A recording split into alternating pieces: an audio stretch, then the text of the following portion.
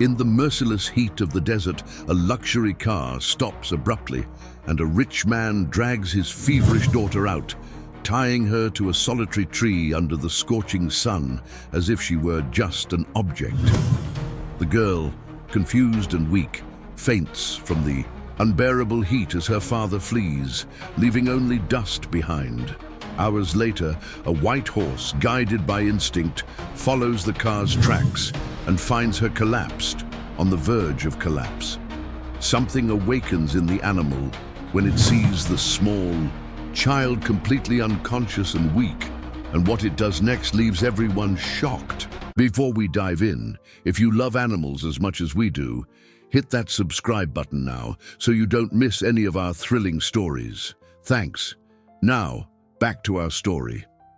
The desert sun beat down mercilessly as the black luxury SUV tore down the dirt road, kicking up a golden cloud of dust that danced in the suffocating air. Inside the vehicle, the silence was leaden. In the back seat, an 8-year-old girl trembled, not just from the fever consuming her small body, but from the icy fear blooming in her chest with every passing mile. Helena could barely keep her eyes open. Her skin was pale and clammy with sweat, her chapped lips whispering incoherent words in her delirium. She didn't understand why her father had pulled her from bed that morning, why he hadn't called the doctor as she'd pleaded, why her requests for water were met with glacial coldness. Richard Montgomery, the man at the wheel, kept his face an impassive stone mask. His firm hands on the steering wheel didn't tremble. His eyes showed not a flicker of compassion. To him, the sick child in the back seat was merely a problem to be solved, an obstacle on his path to the success he craved, the ranch he stood to inherit, the deals he would close, the money he would make. All of it was more important than the life he carried in his SUV. The road seemed endless. The engine's heat mingled with the scorching desert air, creating a stifling atmosphere that sent Helena deeper into delirium. In her fever dreams, she saw her mother, Claire, bedridden in the hospital, fighting an illness that sapped her strength. Day by day, she remembered her mother's gentle hands stroking her hair, the stories she told to lull her to sleep, the unconditional love she had always received from that frail woman. Now far from her mother, alone with a father who'd never shown affection, Helena felt lost in a cruel, incomprehensible world. Every jolt of the SUV on its chassis was like a stab, every breath a Herculean effort. She wanted to go home. She wanted her mother, she just wanted someone to hold her and tell her everything would be okay. The SUV finally stopped. Richard glanced in the rearview mirror and saw a lone tree, its gnarled branches like arms, begging the sky for mercy. It was the perfect spot for his dark plans. Without hesitation, he got out and opened the back door. Helena, confused and frightened, could barely stay conscious. "Dad, I'm thirsty," she murmured, her voice as faint as a sigh. Richard didn't answer. With mechanical, calculated movements, he grabbed a rope he'd brought and, ignoring his daughter's pained whimpers, carried her to the tree. Helena tried to resist, but her strength was non-existent. The fever had consumed all her energy, leaving her as vulnerable as a wounded sparrow. The ropes bit into her thin arms as Richard tied them to the tree's rough trunk. Helena tried to understand what was happening, but her fever-addled mind couldn't process the terrible reality unfolding. She only knew she was alone, tied up, thirsty, and terrified.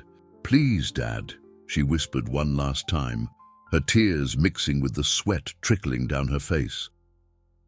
Richard looked her in the eyes one last time.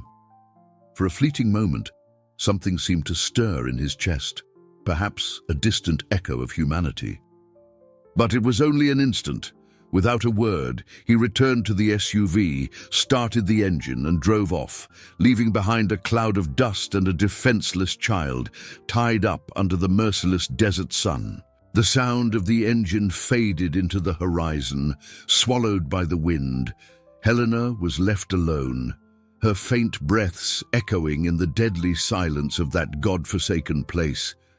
The heat intensified with each passing minute, and she knew, even in her delirious state, that she needed a miracle to survive. But at that moment, tied to that solitary tree, a miracle seemed impossible. As Richard's SUV disappeared over the horizon, leaving only a trail of golden dust, something extraordinary was happening back at the Montgomery Ranch. In the main stable, a sorrel stallion with a gleaming coat abruptly lifted its head, its nostrils flaring as if it sensed an invisible danger in the air.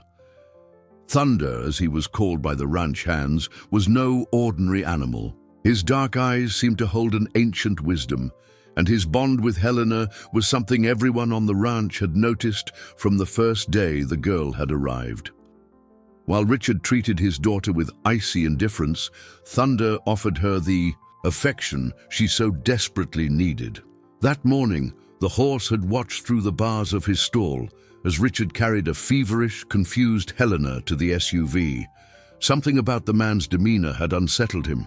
It wasn't a shout or violence. Richard was too calculating for that. It was the silence, the deadly silence that enveloped the scene, the coldness with which the man treated the sick child.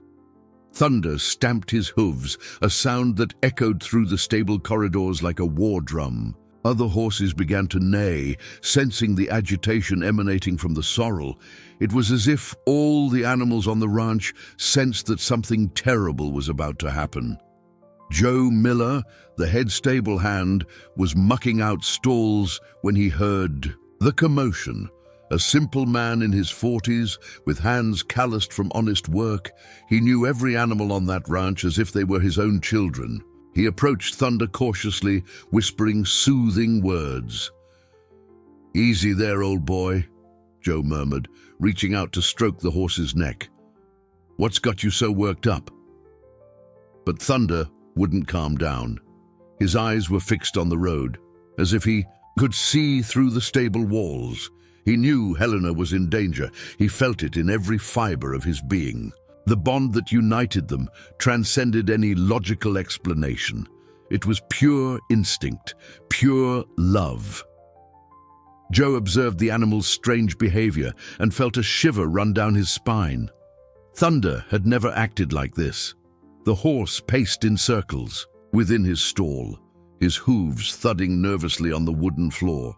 It was as if he wanted to say something, as if he were trying to communicate an urgency only he could feel. "Mary's going to think I'm crazy," Joe thought, remembering his wife. Mary Miller, a skilled seamstress who worked tirelessly in her small workshop next to the house they lived in at the back of the ranch. She always said Joe had a special connection with animals, that he could understand things others couldn't see. The couple had never been able to have children, and this silent pain had cultivated in them a special capacity to love and protect the most vulnerable. Helena, since her arrival at the ranch, had awakened a parental instinct in them that had lain dormant for years.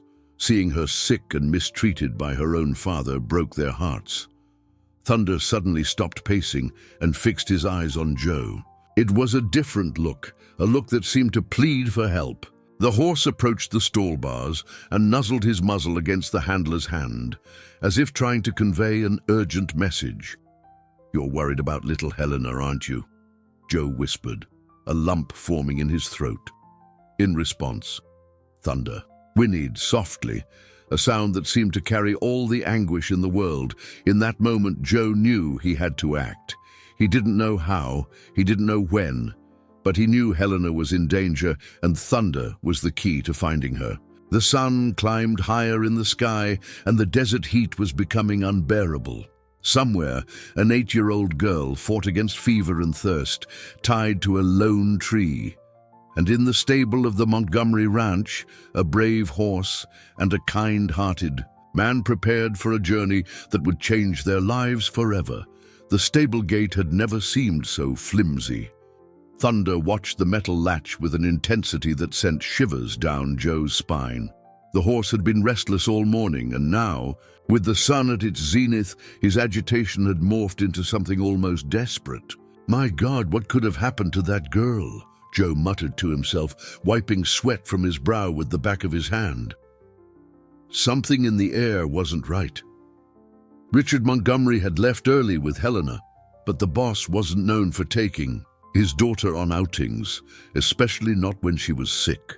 Joe knew that cold, calculating man far too well to believe in any paternal gestures of affection from him. Thunder stamped his hooves again, this time with more force. The sound echoed through the stable like a cry for help. Joe approached the stall, and for the first time in all his years caring for the animal, he saw tears in the horse's dark eyes. "You know where she is, don't you?" Joe whispered, his voice choked with emotion.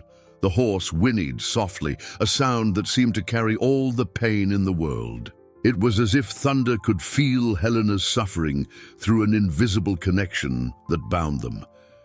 Joe had witnessed this special bond many times. The way the girl's eyes lit up when she saw the horse, how Thunder would instantly calm when she approached. "Joe! Joe! Where are you?" Mary's voice echoed from outside the stable. He went out to meet his wife, who came running, her apron still tied around her waist. Mary Miller was a small, delicate woman, but her brown eyes shone with a steely determination when it came to protecting those she loved. "What happened? I heard the horses making a lot of noise," she said, breathless. Joe took his wife's hands in his, feeling them tremble slightly. "Mary, I think little Helena is in danger. Thunder hasn't settled down since the boss left with her this morning. I've never seen him like this." Mary frowned, a wrinkle of concern appearing between her eyebrows. "That man is capable of anything, Joe. You've seen how he treats his own daughter, like she's a nuisance, a burden in his life." "I know, my love, and it worries me deeply." They returned to the stable together, where Thunder continued his anguished vigil. Mary approached the stall and reached out to touch the animal's muzzle. Thunder recognized her immediately. She always brought him carrots and spoke to him in a sweet voice when Helena wasn't around. "What are you trying to tell us, my dear?" Mary whispered. In response, Thunder turned towards the stable exit, staring intently at the dirt road that led to the desert. Then he turned back to Mary and Joe, whinnied again, and repeated the movement. It was as if he was trying to show them the way. "He wants to lead us to her," Joe said, his voice barely a whisper. "But Joe, if we let Thunder out and he runs off after the boss, we could lose our jobs. You know how vindictive Richard Montgomery is." Joe looked at his wife, then at Thunder, and finally at his own calloused hands, worn from honest labor. In his 40 years of life, he had never faced such a difficult decision. On one side, the security of his job and the simple life he had built with Mary. On the other, an 8-year-old girl who could be in mortal danger.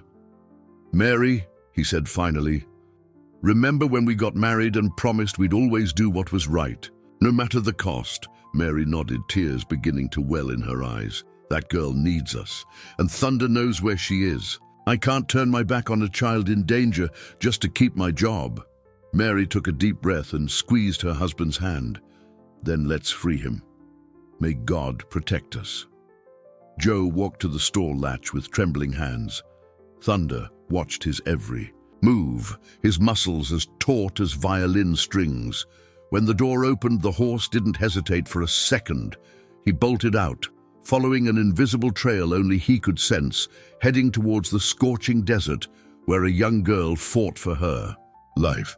The desert stretched endlessly under the merciless sun, its golden sands undulating like a sea of fire. Thunder galloped with a determination born from the deepest part of his heart, his hooves kicking up small clouds of dust with every stride. His flared nostrils picked up every scent, every trace that might lead him to Helena. The horse followed the dirt road for miles, guided by an instinct that defied explanation. It wasn't just scent that led him, it was something deeper, a spiritual connection that bound him to the fragile girl who so desperately needed protection. Every fiber of his being screamed that she was in mortal danger. Meanwhile, back at the ranch, Joe and Mary faced a whirlwind of emotions. After freeing Thunder, they had rushed to tell the other ranch hands about their fears. The reaction was mixed. Some showed genuine concern, others feared the consequences of defying Richard Montgomery. "Have you lost your minds?" said Hank, the foreman, shaking his head in disapproval. "If the boss finds out you let his most valuable horse loose—" "Hank," Mary interrupted, her voice firm despite the tremor in her hands. "We're talking about a child, an 8-year-old girl who could be in mortal danger. And what do you plan to do? Search the entire desert? You don't even know where Richard went." Joe took a deep breath, feeling the weight of responsibility on his shoulders. "Thunder knows. He has a special bond with Helena. If anyone can find her, it's him." Carmen, the ranch cook, approached the group with tears in her eyes. She was a robust woman in her 50s who had raised 6 children and knew how to recognize when a child was suffering. "I support you," she said, her voice hoarse with emotion. "That girl, the way she looks at us all as if begging for affection, no child should go through what she goes through." Paulie, the youngest of the hands, only 18, joined the group. "I'll help too. I can take the old pickup and follow." In the direction Thunder went, slowly, one by one, the ranch hands with a heart began to unite.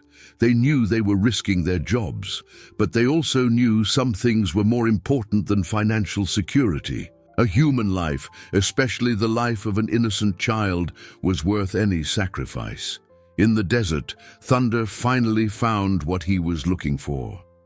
His eyes fixed on the lone tree in the distance, and his heart pounded when he saw the small figure tied to the trunk. Helena was motionless, her head lolling to one side, her face as pale as paper. The horse approached slowly, whinnying softly, trying not to startle her. When he was close enough, he could see she was still breathing, though, very faintly.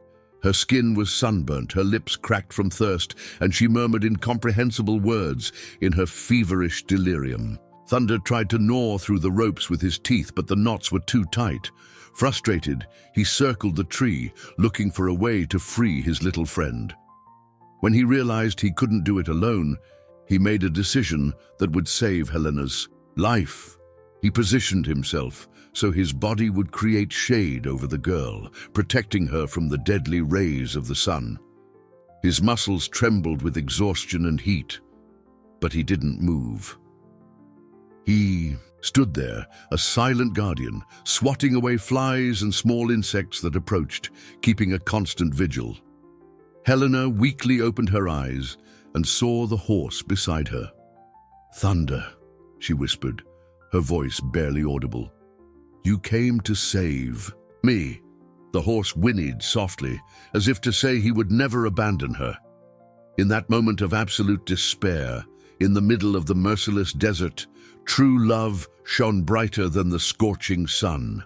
And somewhere in that vastness, men and women with pure hearts raced against time to save a precious life. The hours passed like centuries in the unforgiving desert. The sun, which had earlier burned like liquid fire, began its slow descent towards the horizon, painting the sky with orange and red hues that looked like blood spilled upon the earth. Thunder remained steadfast in his vigil, his body trembling with exhaustion, but his determination unshaken. Helena drifted between consciousness and delirium. In her lucid moments, she felt the comforting warmth of the horse beside her and knew she wasn't alone. In her fever dreams, she saw her mother Claire extending her arms to her, calling her name in a sweet, loving voice. "Mommy," she murmured, tears streaming down her sunburnt cheeks. "I want to go home, Mommy." Thunder lowered his head and gently touched the girl's face with his muzzle, as if to transmit all his strength and courage. The horse knew that night would bring new challenges. The desert was cruel, in both heat and cold, and without proper shelter, Helena might not survive the plummeting temperatures. Meanwhile, at the ranch, the rescue party prepared feverishly. Joe had managed to convince Carmen to prepare a thermos of water and some basic medical supplies Mary kept at home. Paulie checked the fuel in the old pickup truck, his young hands trembling with nervousness and determination. "We need to hurry," Joe said, looking at the darkening sky. "If she's spent all day in the desert, she's dehydrated and sunburnt. And when night falls—" He didn't need to finish the sentence. Everyone knew the dangers of the desert at night. Temperatures could drop drastically, and the icy wind could chill even a healthy person to the bone, let alone a child weakened by illness. Mary climbed into the bed of the pickup with a blanket she had woven with her own hands years ago. It was colorful and soft, made with all the love of a woman who had always dreamed of cradling a child in her arms. "This blanket will keep her warm," she said, holding it to her chest as if it were a treasure. Carmen handed Joe a bag with homemade cookies and a bottle of warm milk. "For when we find her," she said, trying to hide the tears welling in her eyes.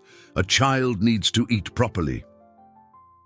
The pickup's engine coughed a few times before catching, as if it too were reluctant to face the dangerous journey ahead. Joe took the wheel, Mary sat beside him, and Paulie jumped into the truck bed along with 2 other ranch hands who had volunteered to help. "May God guide us," Mary whispered, making the sign of the cross. In the desert, night finally fell with its biting chill. Thunder felt the change in temperature and immediately adjusted his position. With careful movements, he lay down around the tree, forming a protective semicircle around Helena. His large, warm body served as a barrier against the cold wind that howled across the dunes. Helena shivered violently as the temperature plummeted. Her teeth chattered uncontrollably, and she curled up as much as the ropes allowed, trying to get warm. Thunder pressed closer to her, sharing his body heat, whinnying softly as if singing a lullaby. "Don't leave me, Thunder," she whispered through her shivers. "I'm so scared," the horse responded with a soft, comforting nicker. His large nostrils exhaled steam into the cold air, creating small clouds that quickly vanished into the darkness. He kept his ears pricked for any sound that might indicate the approach of help or danger. The stars shone brightly in the clear desert sky, silent witnesses to a love that transcended the barriers between species. There, under the vastness of the universe, a brave horse kept alive the hope that dawn would bring salvation for an innocent girl who deserved much more than the cruel fate imposed upon her. The old pickup cut through the darkness of the desert with its yellowish headlights, creating 2 cones of light that revealed only small stretches of the dirt road ahead. Joe gripped the steering wheel tightly, his knuckles white with tension. Every pothole in the road made the vehicle shake violently, but he didn't slow down. Every second lost could mean the difference between life and death for Helena. "See anything, Mary?" he asked, his voice tense with worry. Mary had her face pressed against the window, her eyes scanning the dark landscape for any sign of Thunder or the girl. "Not yet, my love, but we'll find her. I have faith we will." In the truck bed, Paulie held a powerful flashlight, sweeping its beam across the sides of the road. The cold night wind cut his face like razors, but he didn't care. The image of Helena, always so quiet and scared at the ranch, wouldn't leave his mind. He himself had lost his mother, very young, and knew what it felt like to be abandoned in the world. "Joe, stop there!" Carmen suddenly shouted, pointing to the right. "I saw something shine." Joe slammed on the brakes, causing the pickup to skid slightly in the sand. Everyone quickly got out, flashlights illuminating the area. It was just an old can left by some traveler, but everyone's heart was pounding so hard that any reflection seemed like a clue. "It was nothing," Carmen said, disappointed. "Sorry." "Don't apologize," Joe replied, placing a hand on the cook's shoulder. "It's better to check 1,000 false hopes than to miss the real chance to save her." They returned to the pickup and continued the search.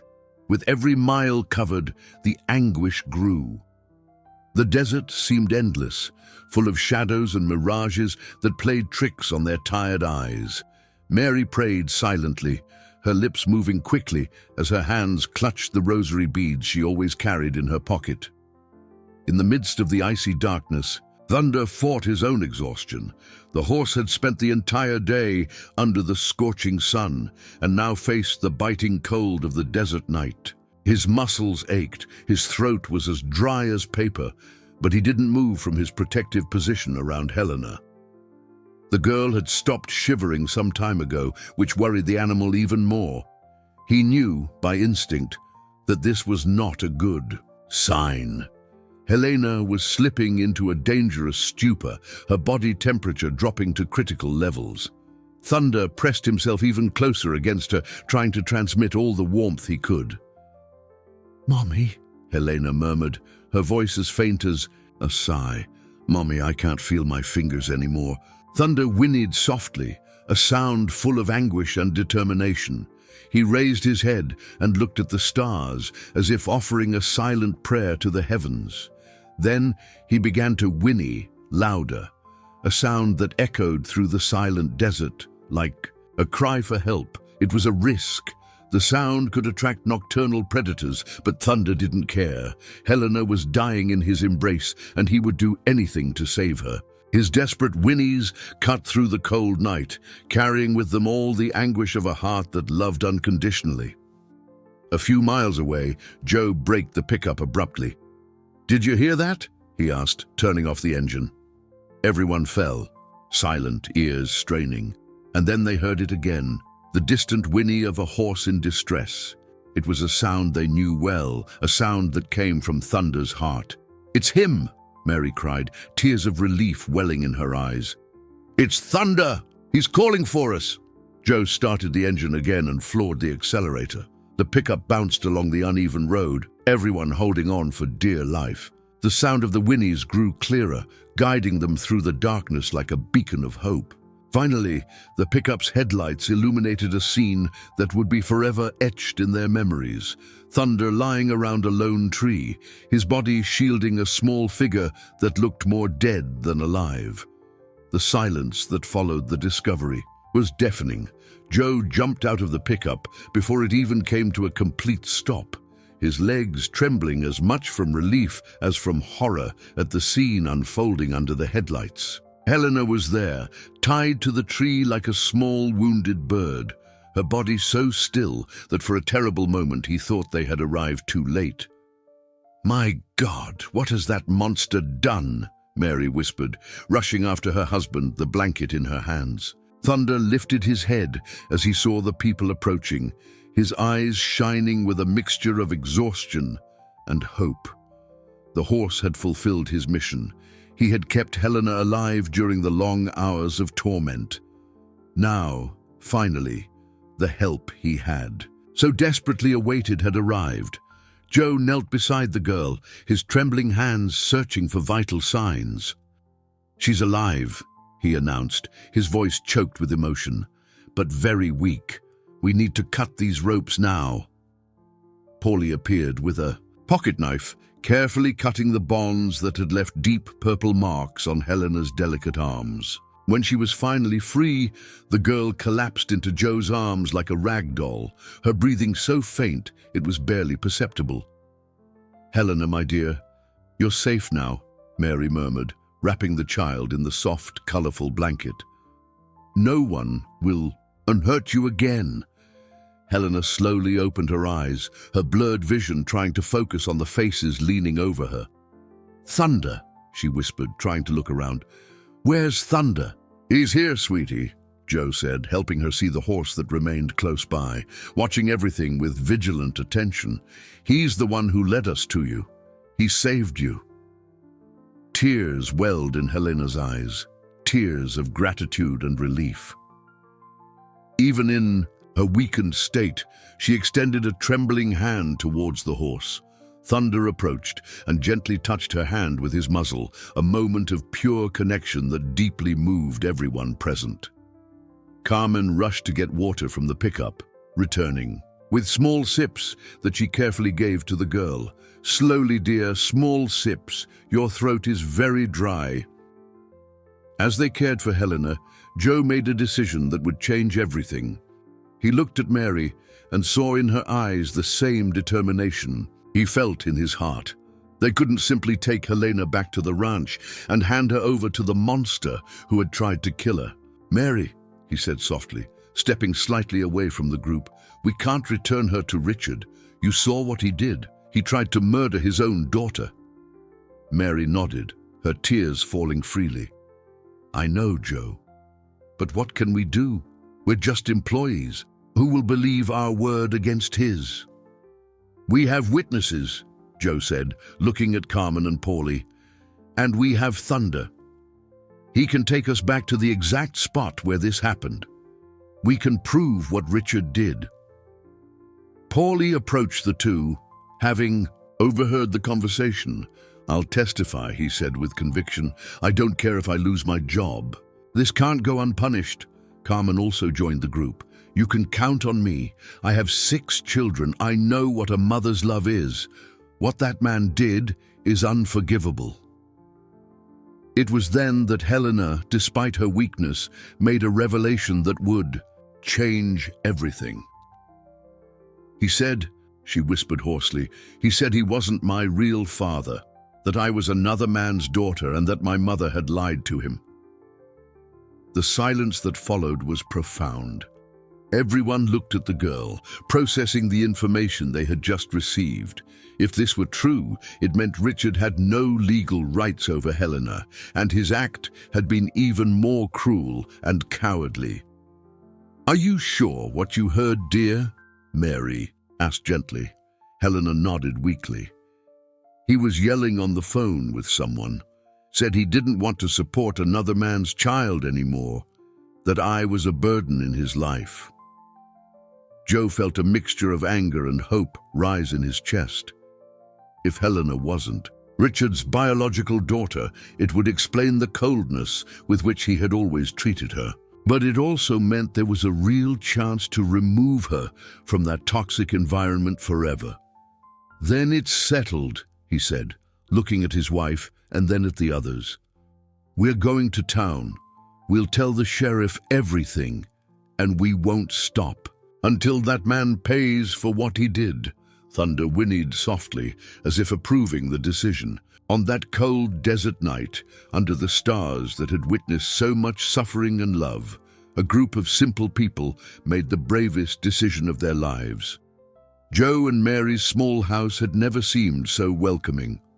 Located at the back of a ranch, it was simple but filled with love, whitewashed walls, lace curtains made by Mary's skilled hands, and the comforting scent of cinnamon that always hung in the air. It was there they took Helena after the rescue, far from Richard Montgomery's cruel eyes.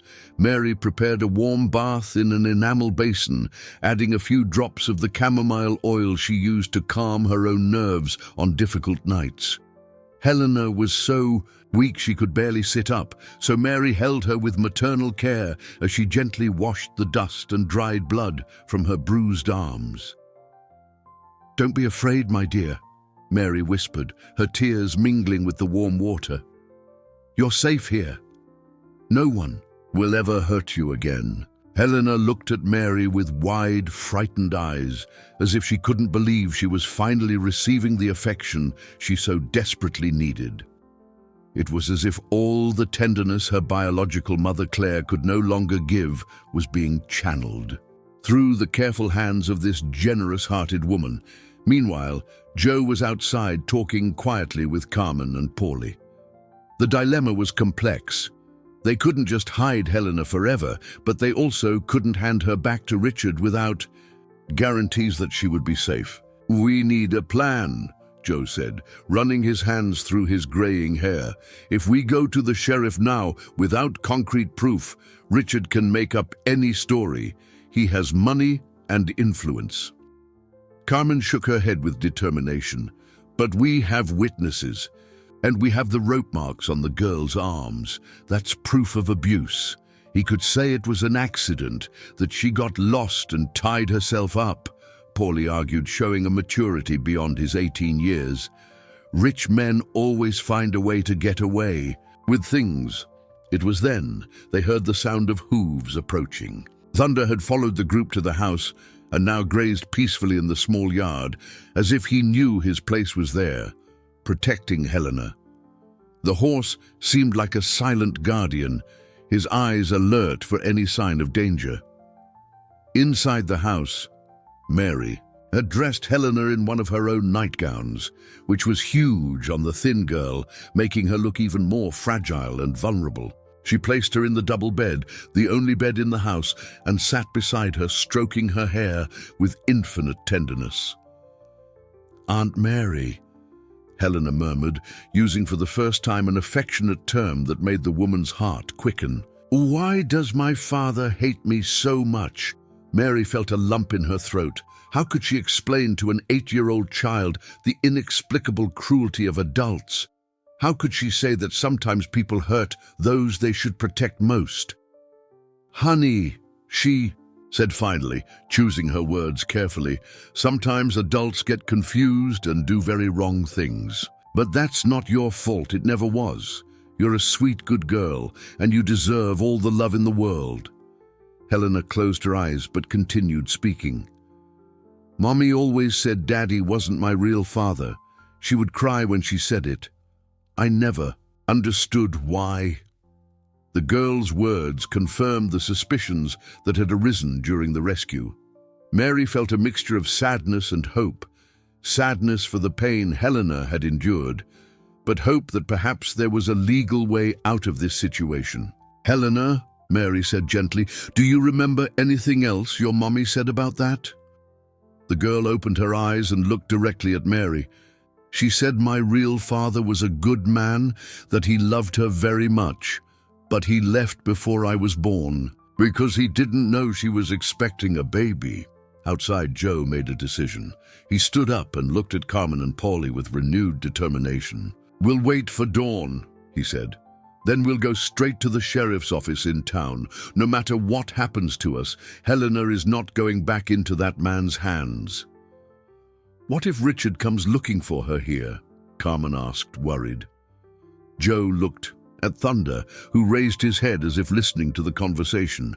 "Then he'll have to go through all of us first, and something tells me Thunder isn't going to let anyone hurt her again." The horse whinnied softly as if in agreement. That night, while Helena finally slept peacefully for the first time in a long time, a group of simple people prepared for the most important battle of their lives. A battle not just for a child's life, but for the very humanity that still existed in their hearts. The dawn brought with it a deceptive tranquility. Helena slept soundly for the first time in weeks, nestled between Mary's clean, fragrant sheets, her breathing finally steady after the night of care. But this peace would be brutally shattered by the furious roar of an engine approaching at high speed. Richard Montgomery had discovered the disappearance of his daughter and his most valuable horse. When he returned to the ranch the previous night, expecting to find a silent house free of the problem Helena represented, he was met with agitated employees and confusing stories about desert searches. His calculated coldness gave way to uncontrollable fury when he realized his plans had been thwarted. The man stormed out of his SUV like a tempest, his bloodshot eyes fixed on Joe and Mary's humble home. He knew exactly where to find them. After all, where else would a group of insignificant employees take a child? His arrogance blinded him to the fact that he had completely underestimated the power of human love and determination. "Joe Miller!" he bellowed, his voice echoing through the quiet yard like a threatening thunderclap. "Get out here! You have something that belongs to me!" Inside the house, Helena woke with a start, her small body trembling with fear as she recognized the voice that terrorized her. Mary immediately hugged her, whispering soothing words while her own heart pounded with dread. Joe slowly stepped out of the house, his posture erect despite the fear he felt. He had spent the entire night mentally preparing for this confrontation, and now that the moment had arrived, he discovered a courage within himself he hadn't known he possessed. "Morning, Mr. Montgomery," he said in a firm voice, maintaining a respectful distance but without showing submission. "Cut the pleasantries," Richard shouted, advancing with clenched fists. "Where is she? Where's my daughter?" "With all due respect, sir," Joe replied, each word heavy with meaning, "after what we witnessed yesterday, I don't believe you have the right to call Helena your daughter." The response provoked an explosion of fury in Richard. He lunged at Joe, but at that moment Thunder appeared, positioning himself between the two men. The horse, who had always been docile and obedient, now showed a threatening stance. His nostrils flared and ears flattened, ready to protect those who had protected Helena. "You damned animal," Richard yelled, trying to get around the horse. "You'll pay for this too." Carmen and Paulie emerged from their homes, drawn by the shouts. Other ranch hands began to approach, curious about the commotion. Richard looked around and realized he was surrounded by people watching him with a mixture of fear and disgust. "You'll all regret this," he seethed, pointing a finger at each of them. "I own this ranch. I can fire every last one of you." "You can fire us," Carmen said, stepping forward with surprising courage, "but you can't make us stay silent about what we saw." "And what did you see?" Richard asked, his voice now laced with a veiled threat. "A child who got lost in the desert, a regrettable accident?" "We saw the rope marks on her arms," Paulie said, his young voice trembling but determined. "We saw where you abandoned her to die." Richard laughed cruelly, a sound that chilled the blood of everyone present. "You think anyone will believe your word against mine? I have money, influence, lawyers. You're nothing, less than nothing." It was then that the door of the house opened and Mary appeared, carrying Helena in her arms. The girl was awake but hid her face in Mary's neck like a frightened sparrow. The sight of her tormentor made her tremble violently. "Here she is," Mary said, her voice firm despite the tears streaming down her face. "Look what you've done to this innocent child." Richard looked at Helena, and for a moment something seemed to waver in his eyes. She was so thin, so scared, so clearly traumatized, but any trace of humanity that might have remained in him was quickly suffocated by his coldness. "She's not my problem," he said finally, his words cutting the air like blades.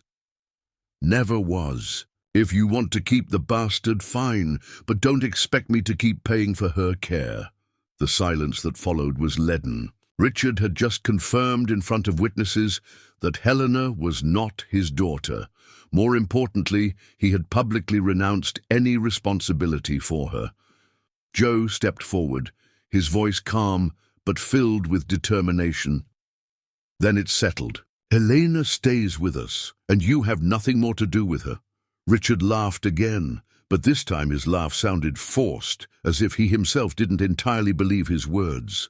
"We'll see how long your charity lasts when you don't have jobs to support another mouth." With those words, he turned and walked back to his SUV. But everyone knew this wouldn't be his last move. Men like Richard Montgomery didn't give up easily. When their pride was wounded, the news spread through the rural community like wildfire. Within hours, everyone knew about the confrontation between Richard Montgomery and his employees, the child abandoned in the desert, and the hero horse that had saved her. People spoke in whispers at the general stores, at the feed co-op, on Main Street of the small town near the ranch. Granny Evans, the retired midwife who had helped bring half the children in the region into the world, was one of the first to arrive at Joe and Mary's house. At 70, she walked with difficulty, leaning on her wooden cane, but her eyes still shone with the determination of a warrior. "Where is this girl?" she asked, entering the house unceremoniously. "I heard she needs medical attention." Mary received the woman with relief. Granny Evans had cared for Mary herself when she was a child. and her presence brought a sense of security that no degreed doctor could offer. "She's sleeping, Granny Evans, but she's very weak, dehydrated." The midwife examined Helena with experienced hands and a clinical eye. "This child has been mistreated," she declared bluntly. "It's not just dehydration, it's chronic malnutrition, prolonged neglect. She needs special care." While Granny Evans cared for Helena, Joe's small yard transformed into a community mobilization center. Pastor John, from the local church, arrived bringing food baskets donated by his congregation. His kind face was marked by indignation and the determination to see justice done. "Joe, my son," the pastor said, placing a hand on the tired man's shoulder, "what this man did is a sin against God and humanity. The church is on your side." Carmen organized the women from the community who began arriving with food, homemade remedies, and children's clothes. Mothers who had lost children, mothers who couldn't have children, mothers who simply couldn't accept a child being mistreated in their community appeared. "That creature doesn't deserve to be called a father," said Mrs. Davis, Joe's neighbor, shaking her head indignantly. "My husband can testify too. He saw when Richard left with the girl yesterday morning. Everyone thought it was strange. Paulie had gone to town early and returned with important news. I spoke with the sheriff," he announced, gathering everyone in the yard. "He said that with the testimonies we have and the physical evidence, he can indeed open an investigation." "But," Joe asked, noticing hesitation in the young man's voice, "but Richard has already been there, arrived an hour before me, said his daughter ran away from home, that he's worried, that he wants her back." An indignant murmur ran through the group. It was typical of Richard to get ahead of things and try to control the narrative. "That doesn't matter, Pastor," John said firmly. "The truth always prevails, and we have the truth on our side." It was then that an unexpected visitor arrived. Doc Peterson, the town's retired physician, pulled up in his old blue Beetle. He was a respected man, whose word carried weight with the local authorities. "I heard about the situation," he said, getting out of the car with his medical bag. "I came to examine the child and provide an official medical report on her condition." Doc Peterson's examination confirmed what everyone already knew, but now with medical authority. "This child has been a victim of severe neglect and abuse," he declared after examining Helena thoroughly. "The marks on her arms are consistent with forced bindings. The state of malnutrition indicates prolonged, inadequate care." "Can you attest to this officially, Doctor?" Joe asked. "Not only can I, but I must," the doctor replied, already preparing a document. "It is my ethical and legal duty to report cases of child abuse." Meanwhile, Helena had awakened and shyly observed all the activity around her. Never in her short life had she seen so many people worrying about her, fighting for her. It was as if the entire community had become her extended family. "Aunt Mary," she whispered, tugging the woman's hand. "Did all these people come to help me?" Tears welled in Mary's eyes. "Yes, my dear. All these good people came here because they care about you, because you deserve to be protected and loved." Thunder grazed peacefully in the yard, surrounded by curious children who had come to meet the hero horse. The animal seemed to understand his new status as a local celebrity, but his eyes never strayed far from the window where he could see Helena. The day ended with a sense that something had changed forever in that small community. The cruelty of a powerful man had awakened the best in simple people. And Helena, for the first time in her life, was discovering what it meant to be truly loved and protected.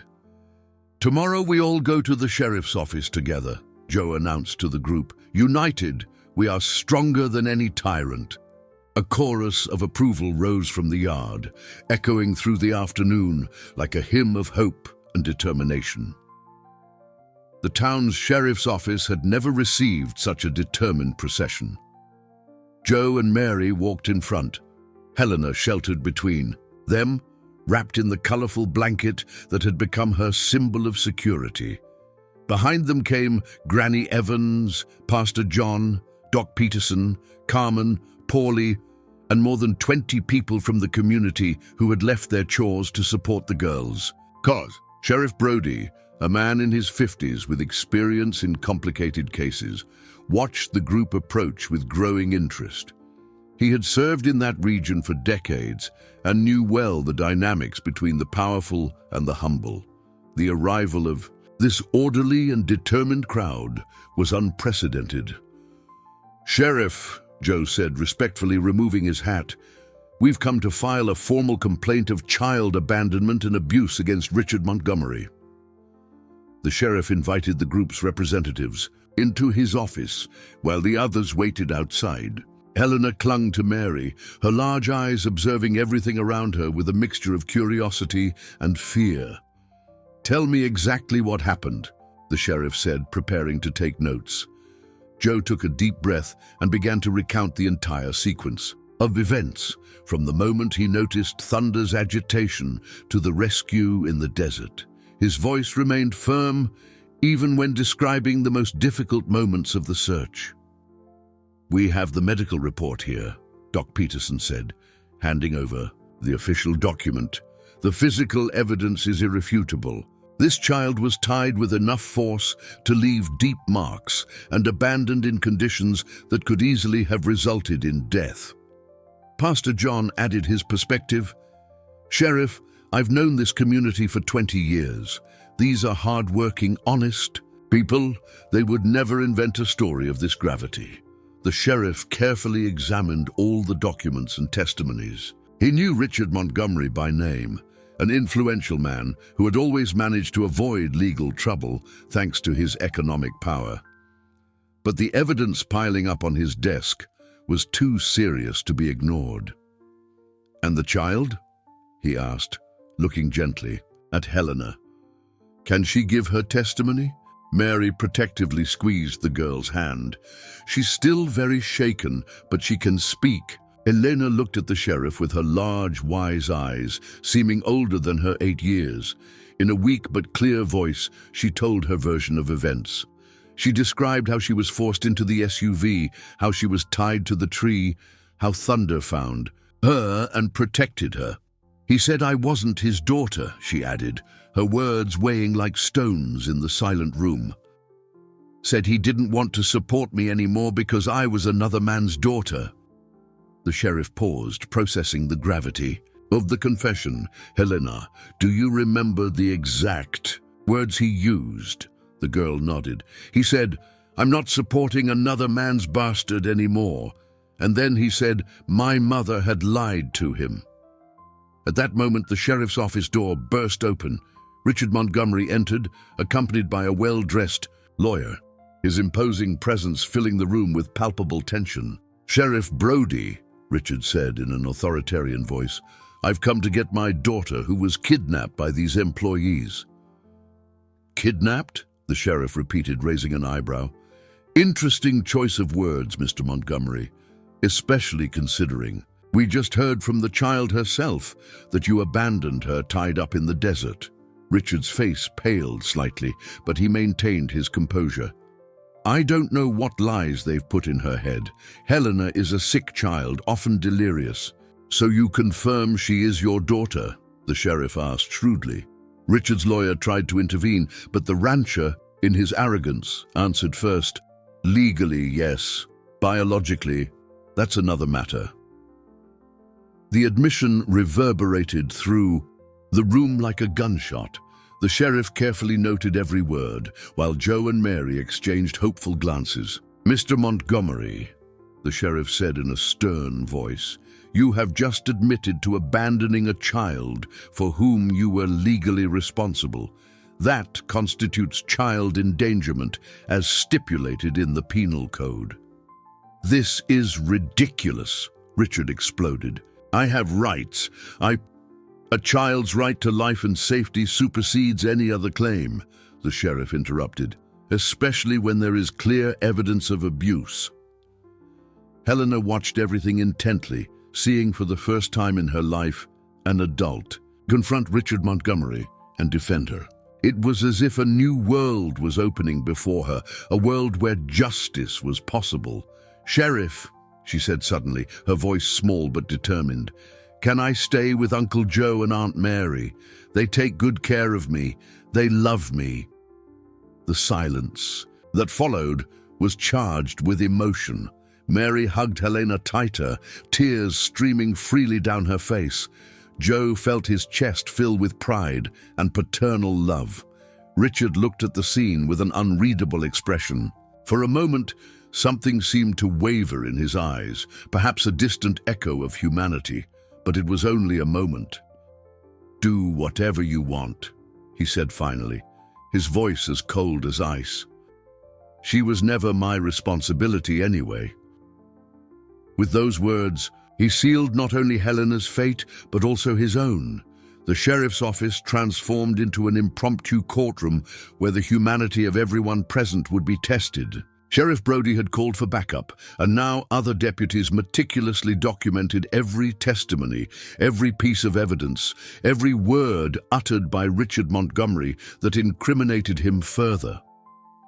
"Mr. Montgomery," the sheriff said, his voice carrying the authority of the law, "based on the evidence presented and your own statements, I am proceeding with your arrest for aggravated child endangerment and child abuse." The moment seemed suspended in time. Richard looked around the room, seeing for the first time in his life the real consequences of his cruel acts. His lawyer desperately tried to find legal loopholes, but the evidence was overwhelming, and his client's own admissions had sealed his fate. "This is a conspiracy," Richard shouted, his mask of composure finally crumbling. "You can't do this." "To me, I have rights, I have influence." "Had," Sheriff Brody corrected dryly. "Now you have the right to remain silent and to an attorney. Anything you say can and will be used against you."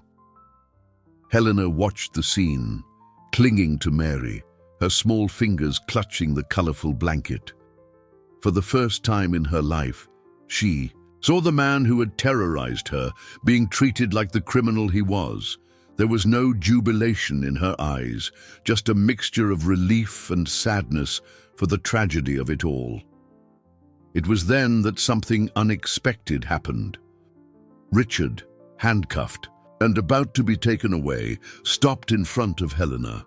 For the first time, he truly looked at her, not as a nuisance or a problem, but as the child she was. And in that moment, something broke inside him. "Helena," he said, his voice so low it could barely be heard. The words seemed stuck in his throat. Decades of coldness and selfishness don't unravel in seconds, but there, before the innocent eyes of the girl he had tried to kill, Richard Montgomery faced, for the first time, the true magnitude of his monstrosity. "I ask for your forgiveness," he said finally, tears welling in his eyes for the first time in years. "I know I don't deserve it, but I'm sorry, so very sorry." Helena looked at him for a long moment. At 8 years old, she had already learned lessons about forgiveness that many adults never comprehend. "I forgive you," she said simply, her voice as pure as crystal. "But I don't want to live in fear anymore." Richard's tears intensified. "You won't. I promise you, you won't anymore." The sheriff, moved despite his experience with difficult cases, allowed a few moments for the scene to unfold. There was something sacred in that forgiveness, something that transcended human justice. "Joe, Mary," Richard said, turning to the couple who had saved his daughter, "take care of her better than I ever could. She deserves real parents." Joe stepped forward, removing his hat again. "We'll love her as our own daughter, sir. That I promise. And I'll formalize the transfer of custody as soon as possible," Richard added. "She'll never have to see me again if she doesn't want to."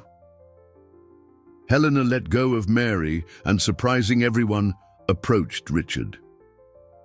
"You can visit sometimes," she said. with the impossible generosity of children. If you want to be a good person.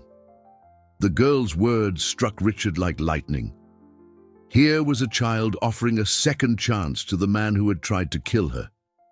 It was a lesson in humanity he would carry with him forever.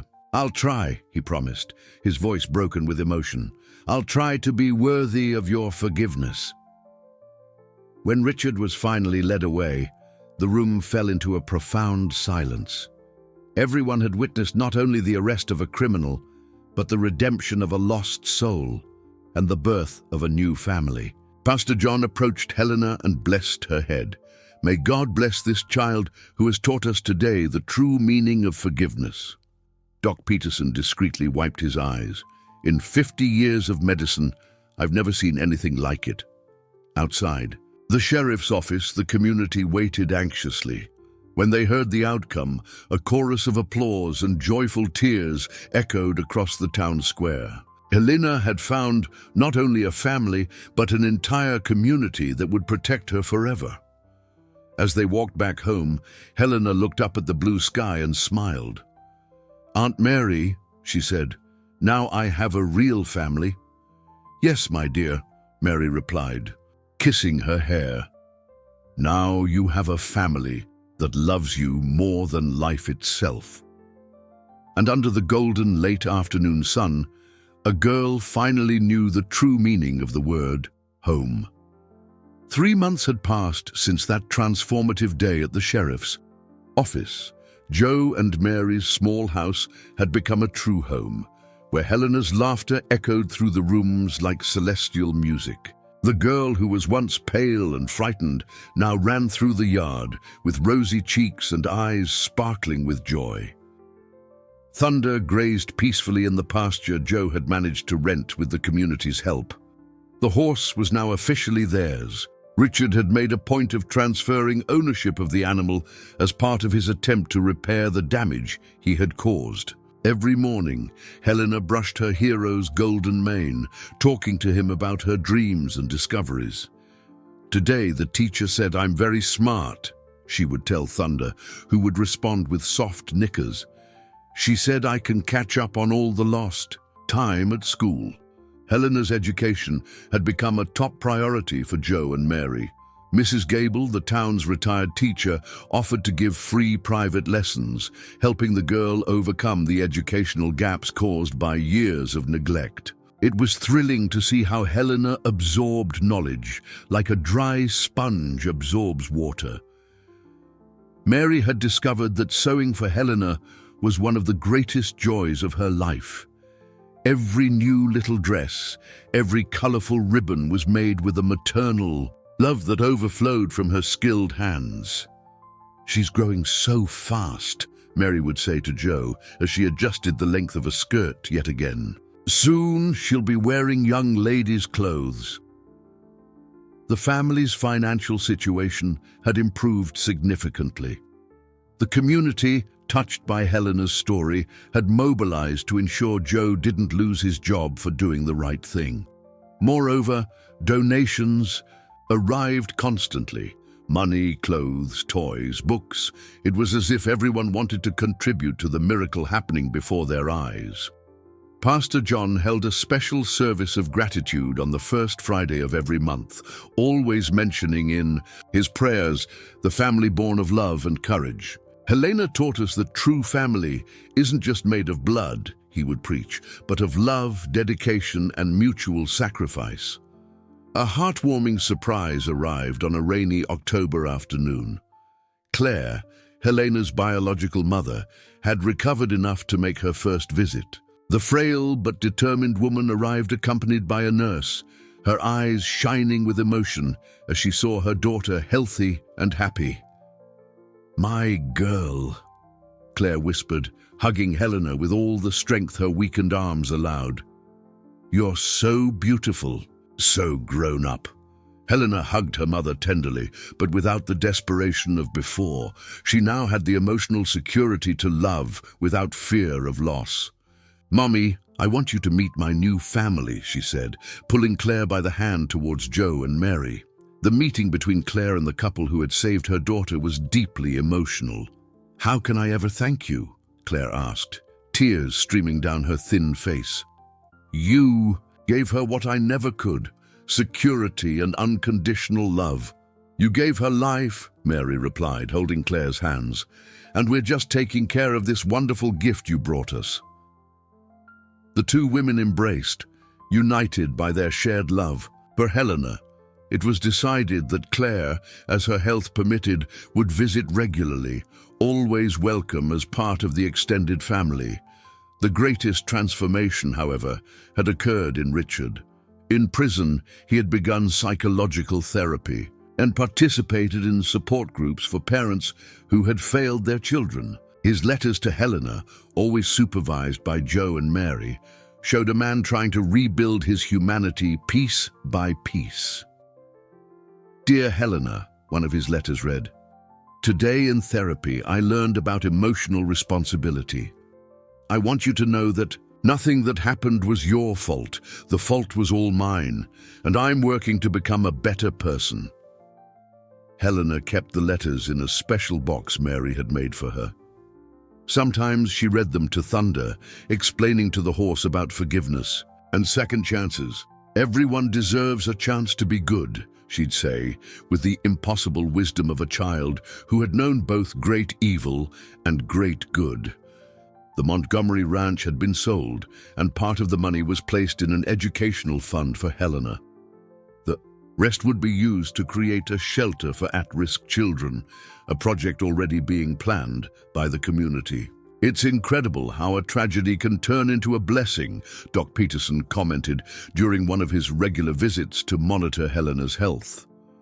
"This girl wasn't just saved, she saved an entire community." As the sun set that October afternoon, Helena ran through the pasture with Thunder, her laughter echoing across the land like promises of a bright future. Joe and Mary watched from the porch, their hands intertwined, hearts overflowing with gratitude. "We did it, didn't we?" Mary murmured. "We did," Joe replied, kissing her forehead. "Our family is complete." And there, under the golden evening sky, a girl finally knew the true meaning of the word happiness. 1 year had passed since the day that changed everything. The morning sun bathed the New Hope shelter in golden light, illuminating the sign at the entrance bearing the names of Joe Miller as director and Mary Miller as care coordinator. What was once the Montgomery Ranch now housed 12 children who, like Helena, had found a second chance at life there. Helena, now 9, rode Thunder through the verdant fields, her hair flying in the wind like silk ribbons. She had become the unofficial older sister to all the children at the shelter, always ready to offer a comforting hug to anyone who arrived scared and lost. "You'll see how nice it is here," she'd tell Pedro, a 6-year-old boy who had arrived. "The previous week, Uncle Joe and Aunt Mary take care of us like we're their own kids, and Thunder protects everyone." The horse, now considered the official mascot of the shelter, seemed to understand his responsibility. He always stayed alert when the children played in the pasture, like a gentle guardian who knew the precious value of each life he protected. Mary watched the scene from the main house porch, her heart overflowing with pride and gratitude. Her life had been filled with purpose in a way she had never imagined possible. Beside her, Joe reviewed monthly reports. Each child welcomed, each family rebuilt, each life transformed, represented a victory against cruelty and abandonment. "A letter from Helena arrived," Joe said, handing a colorful envelope to Mary. It was a tradition Helena kept, writing down her thoughts and dreams, as if to a diary which she would then share. Mary carefully opened the envelope, decorated with drawings of horses and flowers. "Dear Diary," Mary read aloud, "today marks 1 year of the best life a girl could have. I've learned to read whole books, do hard math, and sew buttons like Aunt Mary. But the most important thing is, I've learned what real love is. It's when someone takes care of you, even when you're sick. When someone protects you even if they're in danger. When someone chooses you to be family even if they don't have to. Joe stopped reading his reports and looked at his wife, both moved by the wisdom of this extraordinary girl. The letter continued. Today I visited Mommy Claire in the hospital. She's much better and will be able to come home next month. She's going to live in a little house near the shelter so she can see me all the time and I can take care of her when she needs it. Doc Peterson said it will be good for both of us. A tear trickled down Mary's face. Claire's recovery had been slow but steady, fueled by the desire to be present in her daughter's life. Love had once again proven to be the most powerful medicine. And there's more news, Joe read, taking over. Richard sent a different kind of letter this week. He said he's been approved for community service and wants to help at the shelter when he gets out of prison. He talked to a judge about turning his sentence into service for abandoned children. I think he's really changed. Richard's transformation continued to be one of the biggest surprises of the entire story. His letters had evolved from pleas for forgiveness to concrete proposals on how he could contribute to repairing the harm he had done. The day proceeded with the happy routine of the shelter. Helena helped with the literacy class for the younger children, demonstrating the patience of someone who knows the importance of every small lesson learned. During lunch, she told stories about Thunder to the newcomers, always emphasizing that the horse was proof that angels exist in all forms. In the afternoon, Pastor John arrived for the weekly blessing, bringing Granny Evans with him, who had become the official grandmother to all the children at the shelter. Carmen, now head cook for the institution, had prepared a special feast to celebrate the anniversary of Helena's transformation. A year ago, Pastor John said during the prayer of thanks, a girl taught us that love is stronger than cruelty, that courage is more powerful than fear, and that true family is born from the heart, not from blood. As the sun set, painting the sky with shades of pink and gold, Helena sat on the porch with Joe and Mary, watching the other children play in the yard. Thunder grazed peacefully nearby, his eyes ever vigilant. You know what I discovered? Helena said, snuggling between her adoptive parents. I discovered that you don't have to be born into a family to belong to it. You just need to love and be loved. Joe kissed the top of her head. And you'll always be our daughter, Helena, forever. And all these children will always have a home here, Mary added, because love multiplies when it's shared. Helena smiled, looking at the stars beginning to appear in the darkening sky. Mommy Claire once told me that stars are children's dreams come true. Today, I understand what she meant. Thunder nickered softly in the distance, as if in agreement. And there, in that place that was once a stage for cruelty and now was a temple of love, a girl who had known the worst of humanity now lived the best of it. The New Hope shelter would continue to grow, touching lives, transforming destinies. And Helena, the girl once abandoned to die in the desert, was now the light guiding other lost children back home. Under the infinite stars, a family built by love wrote a new story every day, a story where every sad ending could turn into a new beginning of hope.